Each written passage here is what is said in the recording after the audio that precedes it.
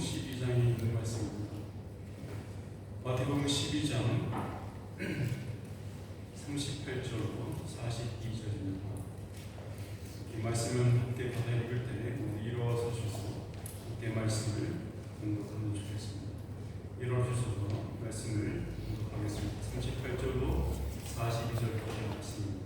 다 같이 한 목소리로 읽겠습니다. 시작. 그때에 서기관과 바리새인 중 몇 사람이 말하되 선생님이여 우리에게 표적 보여주시기를 원하나이다. 예수께서 대답하여 이르시되 악하고 음란한 세대가 표적을 구하나 선지자 요나의 표적 밖에는 보일 표적이 없느니라. 요나가 밤낮 사흘 동안 큰 물고기 뱃속에 있었던 것 같이 인자도 밤낮 사흘 동안 땅속에 있으리라. 심판대에 니느웨 사람들이 일어나 이 세대 사람을 정죄하려니 이는 그들이 요나의 전도를 듣고 회개하였음이거니와 요나보다 더 큰 이가 여기 있으며 심판대에 만방의 왕이 일어나 이 세대 사람을 정죄하리니 이는 그가 솔로몬의 지혜로운 말을 들으려고 땅 끝에서 왔음이거니와 솔로몬보다 더 큰 이가 여기 있느니라. 아멘. 앉으시오.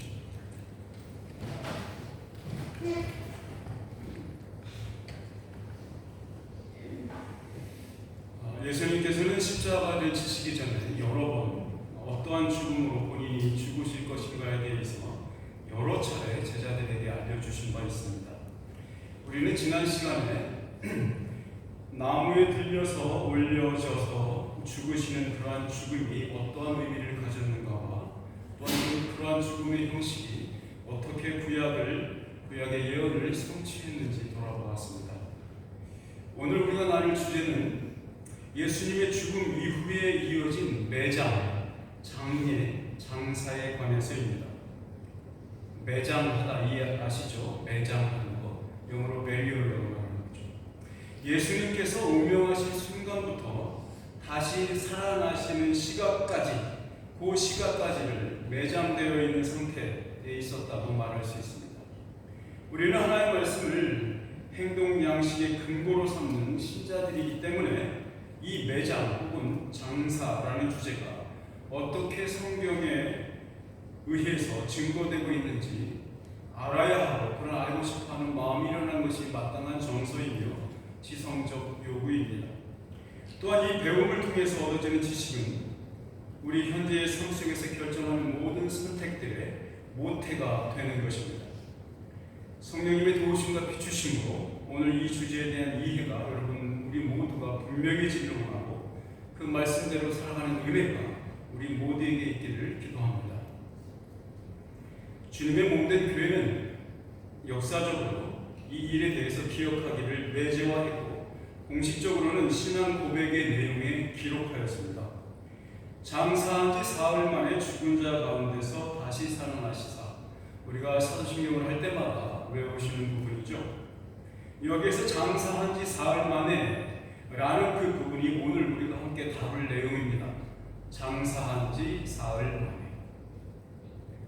대부분 아실 테지만 장사라고 하는 것은 장례 절차를 끝내고 마지막으로 땅속에 묻는 그런 활동, 그런 행위를 말하는 거죠. 복음서들의 기록들을 토대로 살펴보면 실제로 예수님의 장례가 누구에 의해서 치러졌는가 그리고 어느 정도를 그것을 이야기를 재구성할 수가 있습니다. 여러분 아시듯이 요셉이라고 하는 아주 선하고 의로운 자가 있었습니다. 산헤드린이라고 하는 지금으로 말하면 우리나라 말하는 국회죠. 국회의 국회의원이었던 사람이 있어요. 이 사람이 예수님의 제자였는데 드러내어서 밝히고 표현하고 이런 것을 너무 두려워했던 나머지 조용히 있으면서 예수님의 제자가 됐던 사람이죠. 이 사람이 빌라도에게 찾아가서 그 예수님의 시체를 십자가에 달린 시체를 내려달라고 요구했습니다. 빌라도는 처형 담당이었던 백부장을 불러서 진짜로 죽었는지 확인해보죠. 그리고는 진짜로 죽었다고 완전히 절명했다는 것을 확인하고 나서야 예수님의 시체를 요셉에게 내어줍니다. 요셉은 예수님의 시체를 유대인의 장례법에 따라서 세마포에 쌓았고 그것을 자기가 들어가려고 준비해놨던 새로운 무덤이죠. 아무도 쓰지 않았던 무덤에 갖다 놓습니다. 갈릴리로부터 예수님과 동행했던 여자들이 있었습니다. 그 여인들이 거기까지 따라갔고, 그리고는 장례가 다 끝나고 무덤의 문을 굴려서 닫았죠. 그 일이 있고 나서 이 여인들은 차마 발길을 떠나지 못한 나머지 그 앞에 마주 앉아서 우두커니 그 돌문을 바라보고 있었습니다. 그리고는 좀 앉았다가 돌아가서 향품과 향유를 사러 돌아갑니다. 이것이 사복음서의 공통적인 진술 내용입니다. 복음서 기자들과 함께 사도 바울은 고린도전서 15장 3절에서 4절까지 이렇게 그 예수님의 장례가 어떻게 역사적 사실이었는지를 분명히 표현해 주고 있습니다. 이는 성경대로 그리스도께서 우리 죄를 위하여 죽으시고 장사 지낸 바 되셨다가 성경대로 사흘 만에 다시 살아나사, 이렇게 사도 바울은 고린도전서 15장 3절에서 4절에서 말하고 있습니다. 자, 여기 질문이 있습니다. 왜 사흘째 되는 날이 예수님께서 부활하시는 날이 될까요? 그 말은 왜 사흘 동안, 부활하시기 전까지 사흘 동안을 기다리고 계셔야 하는가 하는 질문입니다. 사도 바울은 그것을 뭐라고 언급했습니까? 지금 읽은 대로 그것은 성경대로라고 써놨습니다. 그래서 성경을 찾아봤습니다. 레위기 20장에 있는 말씀인데요. 레위기 20장 10절에서 12절에 이렇게 기록되어 있습니다. 이스라엘 자손에게 말하여 이르라. 너희는 내가 너희에게 주는 땅에 들어가서 너희의 곡물을 거둘 때에 너희의 곡물의 첫 이삭 한 단을 제사장에게로 가져갈 것이고, 제사장은 너희를 위하여 그 단을 여호와 앞에 기쁘게 받으심이 되도록 흔들되 안식일 이튿날에 흔들 것이며 라고 쓰였습니다. 자, 이 말씀은 뭐냐면 안식일, 6월절 안식이죠. 6월절 때 양을 잡습니다. 양을 잡아서, 그리고 그 대제사장은 잡은 양의 피를 가지고 지성소에 들어갑니다. 지성소에 들어가서 그 법궤 위에 그 피를 붓고 나옵니다. 들어갈 때 이 피만 갖고 들어가는 게 아니라 향도 갖고 들어갑니다. 그래서 그 향으로 그 공간을, 지성소 있죠, 하나님의 온전한 제일 거룩한 곳이라고, 홀리 오브 홀리스라고 부르는 그 플레이스 있죠, 거기를 꽉 채웁니다.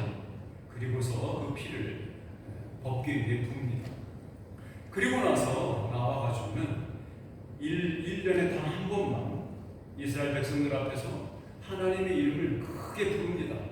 야훼, 이렇게 부르죠. 들리셨죠? 제가 크게 하면 귀가 떨어지니까 야훼, 이렇게 부르죠. 그리고 나서 어떤 일이 있냐면, 염소 하나를 데려다가, 흠없는 염소죠, 그 염소를 데려다가 이스라엘 백성의 모든 죄를 그 염소에게 전가하는 기도를 합니다. 대제사장이 하는 거죠. 그리고는 그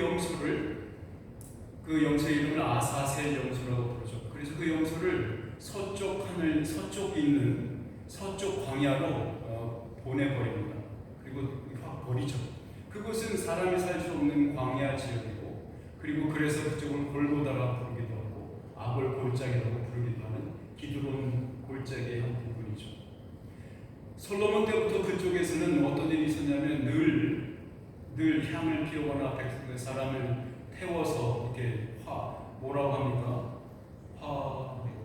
화장? 네, 화장하듯이 이렇게 막 그런 연기가 계속 피어오르는 곳이 바로 그곳이었고, 사람들은 그 골짜기를 볼 때마다 이야기를 뭐라고 하냐면, 야, 지옥의 불이 아직도 탄다라고 그렇게 표현하게 하는 곳이었습니다.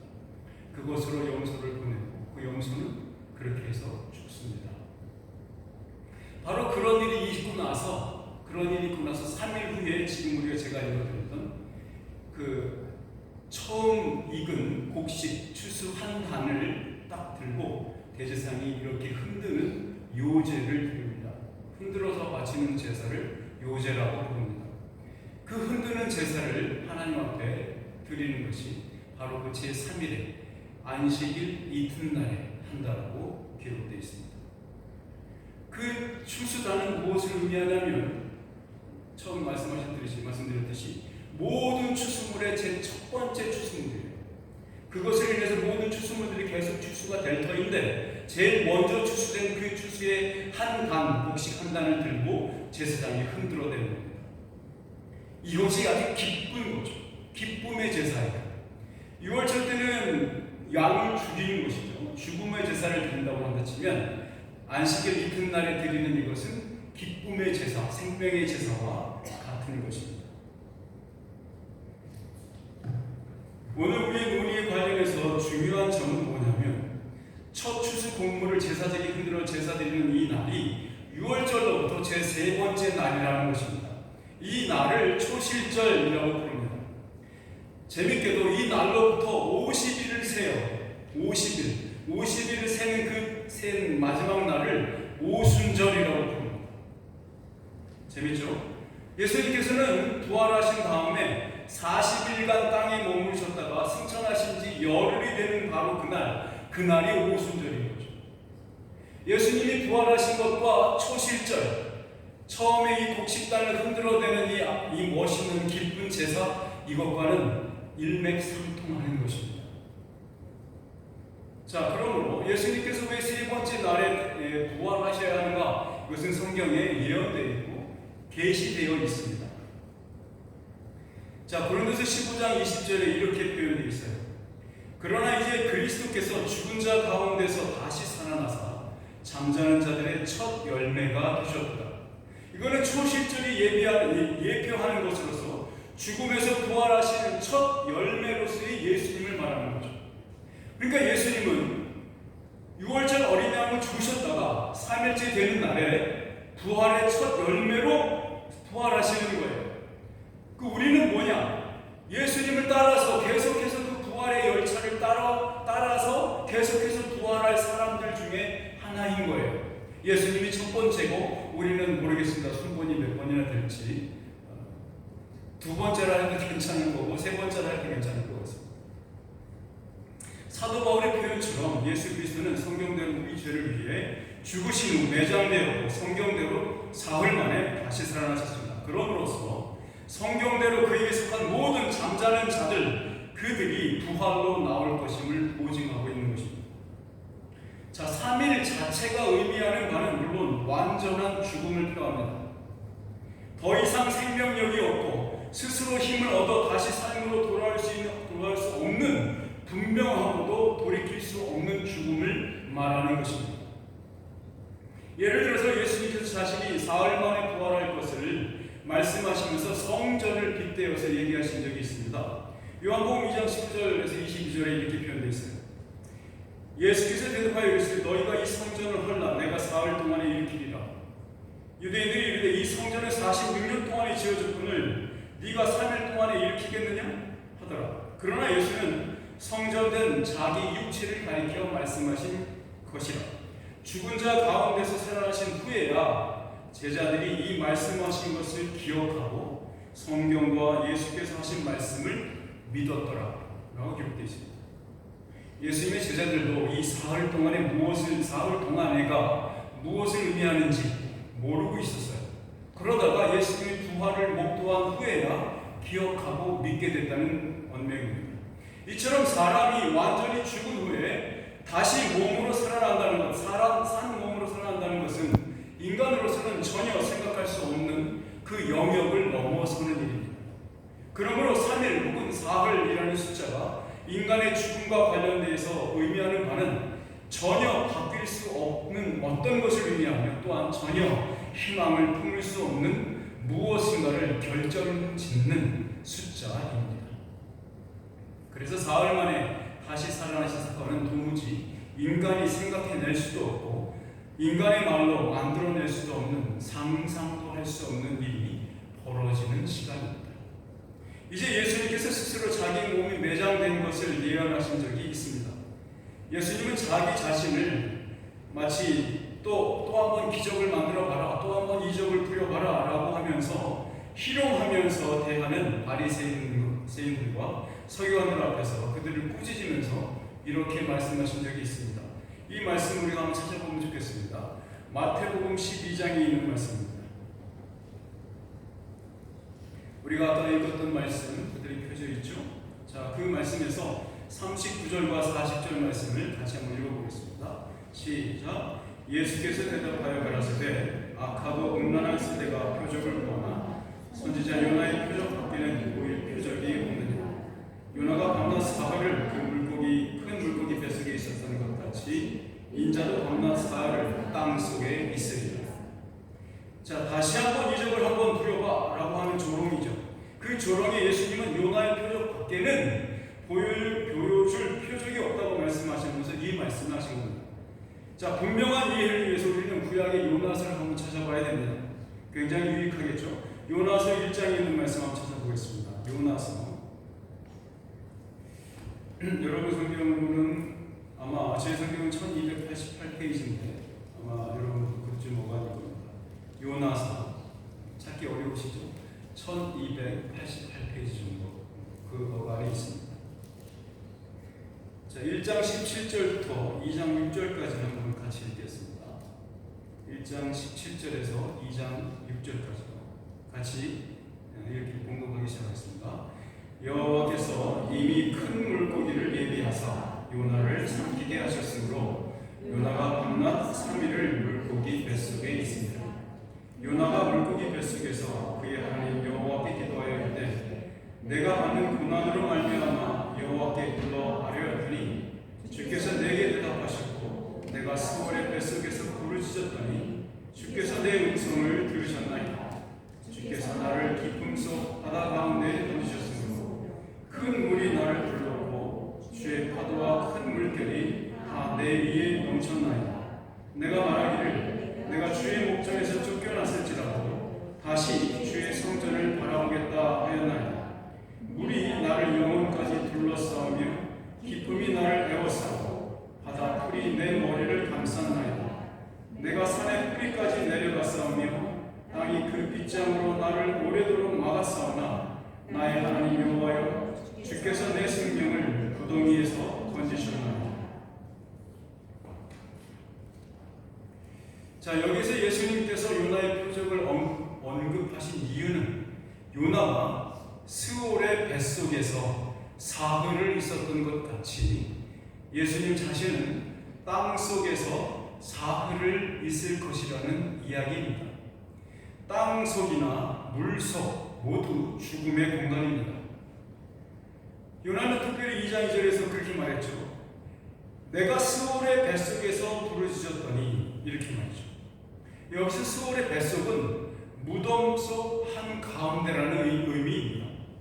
스올은 죽음으로도 혹은 무덤으로도 다시 번역될 수 있는 거죠. 요나 선지자는 자신이 처한 현실을 죽음으로 덮인 무덤 속에 있는 것으로 이해했습니다. 2장 3절에 주께서 깊음 속 바다 가운데에 던지셨으므로라고 해서 있죠. 요나는 자기를 삼킨 큰 물고기라는 존재 자체에는 큰 신경을 쓰고 있지 않고요. 오히려 이것이 그 이어지는 구절에 더 분명하게 나오고 있습니다. 6절입니다. 내가 산의 뿌리까지 내려갔사오며 땅이 그 빗장으로 나를 오래도록 막았사오나. 자, 물론 요나의 경우에는 실질적으로 그의 육체가 죽은 것은 아니었죠. 그러나 그 사실, 요나가 처한 현실은 실효적으로 죽음 속에 있었다는 것을 상쇄시키지 못합니다. 깊은 물속이라는 공간은 인간 누구에게나 죽음의 장소입니다. 또한 산의 뿌리와 땅이 요나를 빗장으로 걸어 잠갔다라는 표현은 예수 그리스도께서 땅 속에 매장되었다는 것과 완전히 죽었다는 것을 의미하고 있습니다.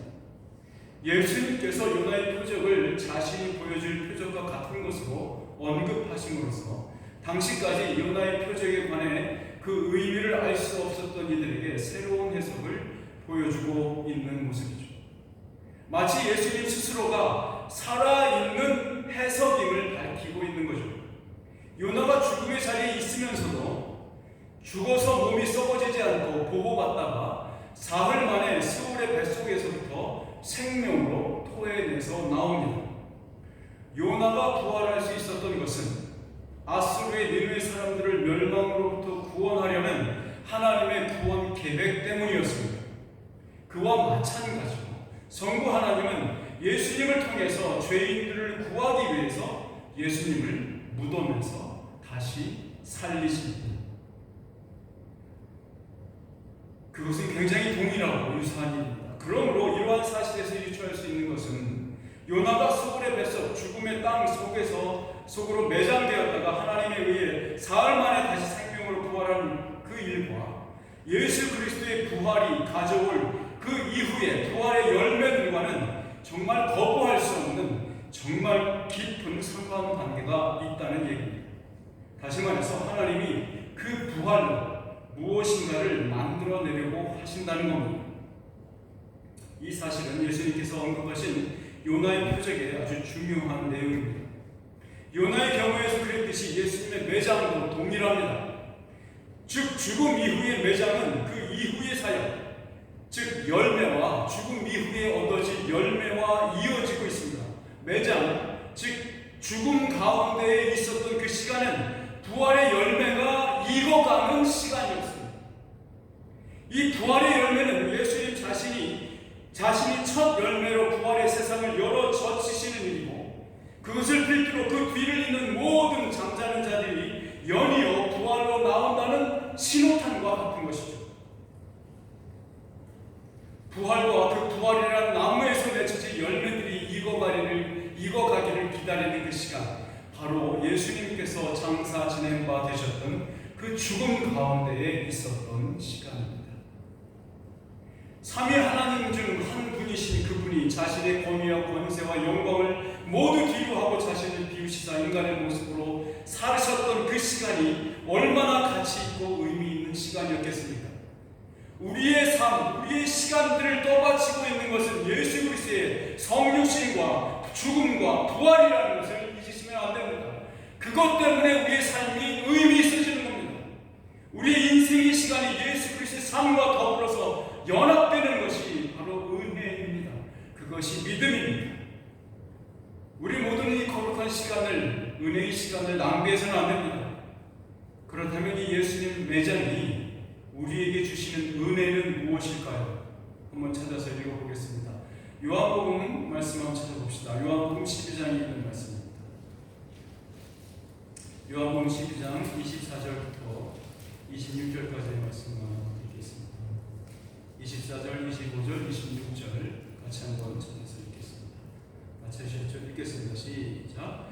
내가 진실로 너에게 이르노니 한 알의 밀이 땅에 떨어져 죽지 아니하면 한 알 그대로 있고 죽으면 많은 열매를 맺느니라. 자기의 생명을 사랑하는 자는 잃어버릴 것이고 이 세상에서 자기의 생명을 미워하는 자는 영생하도록 보존하리라. 사람이 나를 섬기려면 나를 따르라. 나 있는 곳에 나를 섬기는 자도 거기 있으니 사람이 나를 섬기면 내 아버지께서 그를 귀히 여기시리라.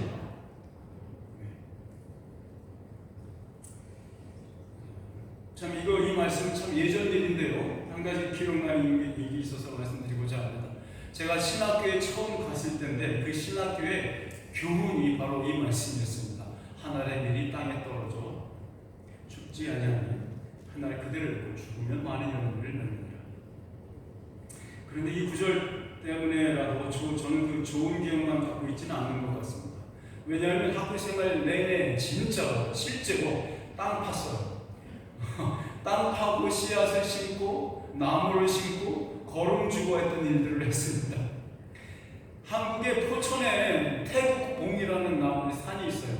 태국봉. 그 봉우리의 이름이에요. 태국봉인데 그 태국봉 근처의 땅은 다 우리 신학교에 관련된 신학교에 속해 있는 신학교의 창립자이신 강태국 목사님의 개인 소유지였어요.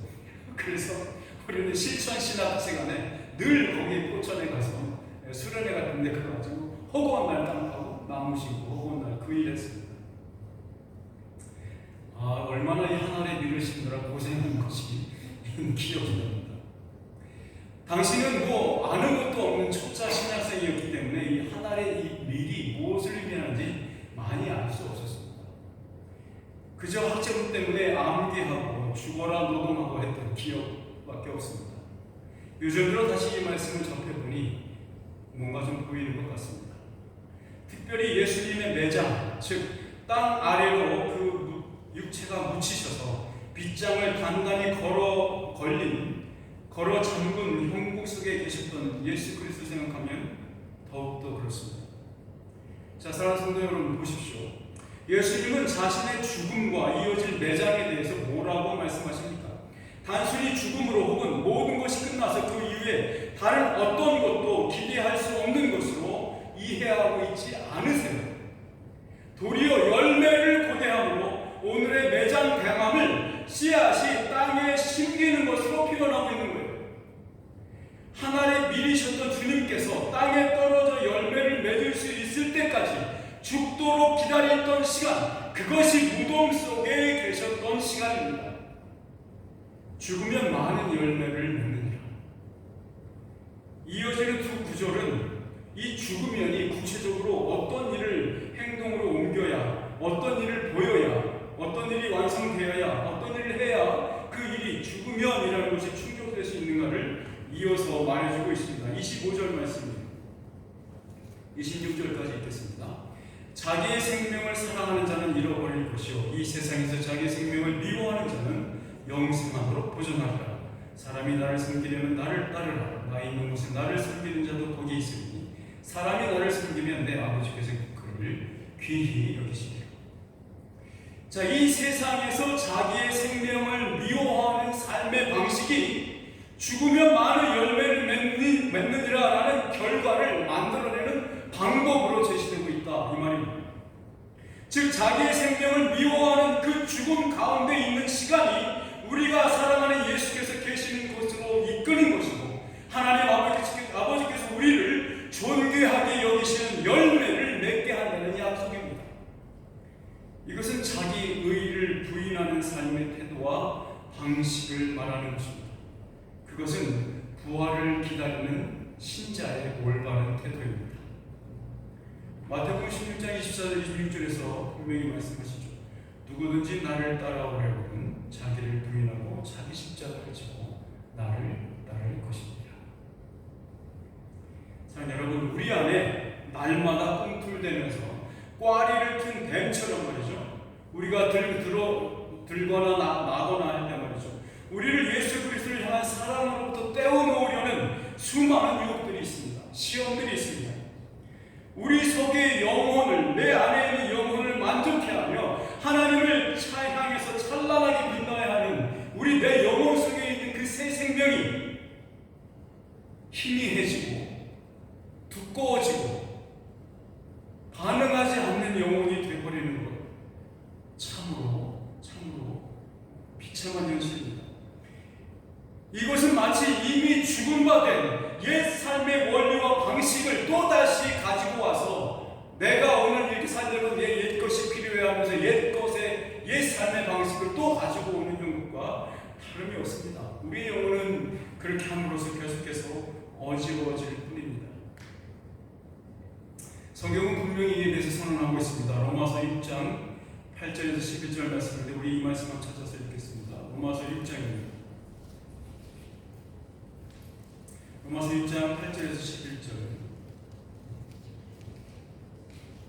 예수 그리스도께서 여러분과 저에게 우리에게 주시는, 우리의 영혼에 주시는 말씀이라고 생각하고 진지하고 영광스럽게 한번 읽어보시겠습니다. 8절에서 11절 같이 한번 읽겠습니다. 시작. 만일 우리가 그리스도와 함께 죽었으면 또한 그와 함께 살 줄을 믿노니 이는 그리스도께서 죽은 자 가운데서 살아나셨음에 다시 죽지 아니하시고 사망이 다시 그를 주장하지 못할 줄을 알미로라. 그가 죽으심은 죄에 대하여 단번에 죽으시며 그가 살아계심은 하나님께 대하여 살아계심이니 이와 같이 너희도 너희 자신을 죄에 대하여는 죽은 자요 그리스도 예수 안에서 하나님께 대하여는 살아있는 자로 여길지어다. 아멘. 우리 개인적인 나로부터 나오는 알량한 생명력으로 오늘을 생존하고자 하는 마음을 죽이셔야 합니다. 오로지 예수 그리스도께 주시는 예수님으로 통한 나오는 그 생명력으로 오늘을 살아야 합니다. 이것이 자기 부인을 하는 예수 그리스도의 죽으심과 매장에 참여하는 방식입니다. 우리는 죄에 대하여, 세상에 대하여, 정욕에 대하여 죽었습니다. 우리 스스로가 우리의 죄를 바라볼 때 그 죄는 그저 죄로 보이지 않고 예수 그리스도를 통과해서 보이는 죄입니다.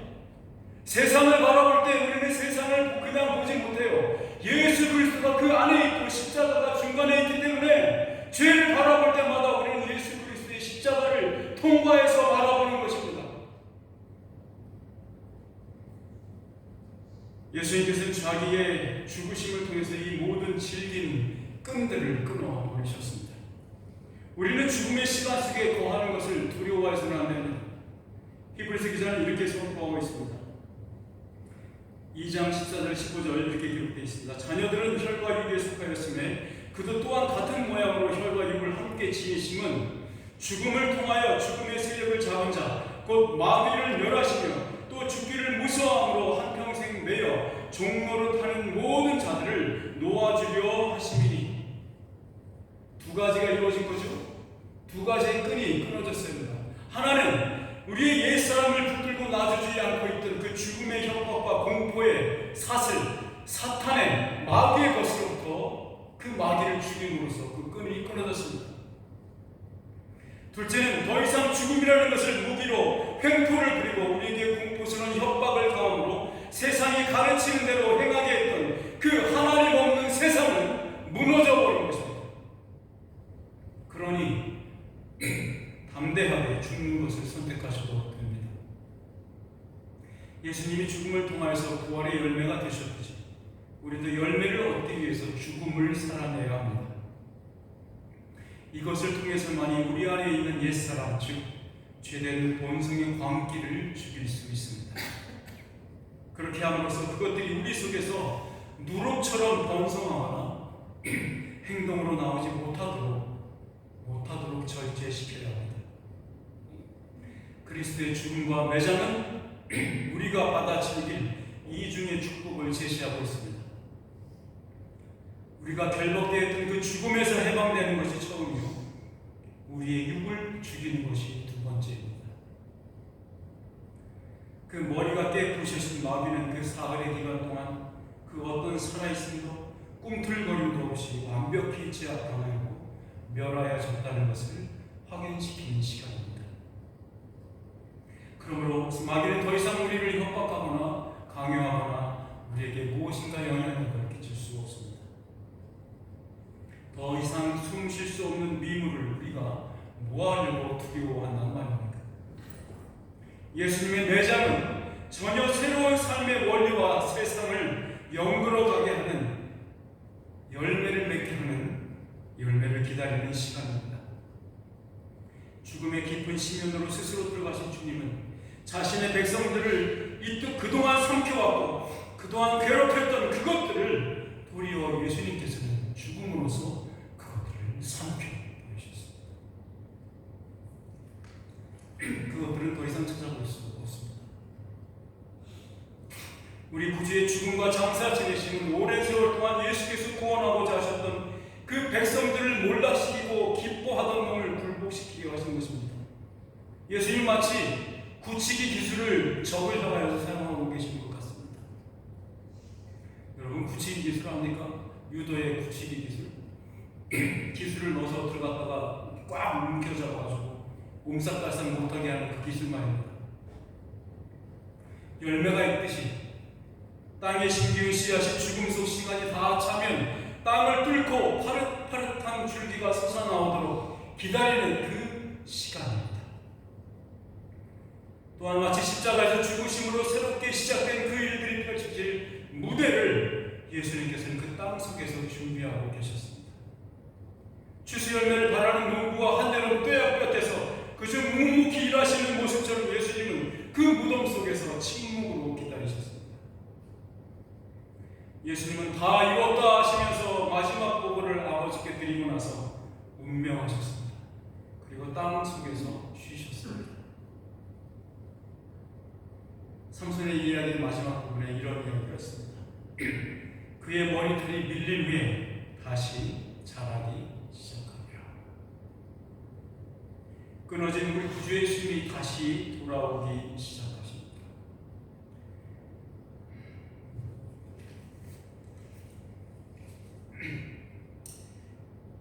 채찍당했던 그 형벌과 십자가에 못 박히신 피곤하고 생명력 없는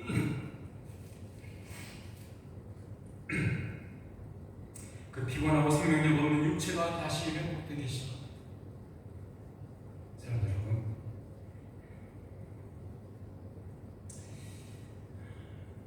우리의 믿음도 다시 회복되기 예수 그리스도의 생명의 숨이 우리의 시간 속에서, 우리의 삶 속에서 다시 힘을 얻어 움직이기 시작하셔야 합니다. 우리의 기도를 주님은 들어주시기 위해서 친히 그 고통을 당하셨습니다. 사랑하는 여러분, 우리 모두에게 이 매장하심으로써 만들어내신 주 예수 그리스도의 은혜가 충만히 임하시기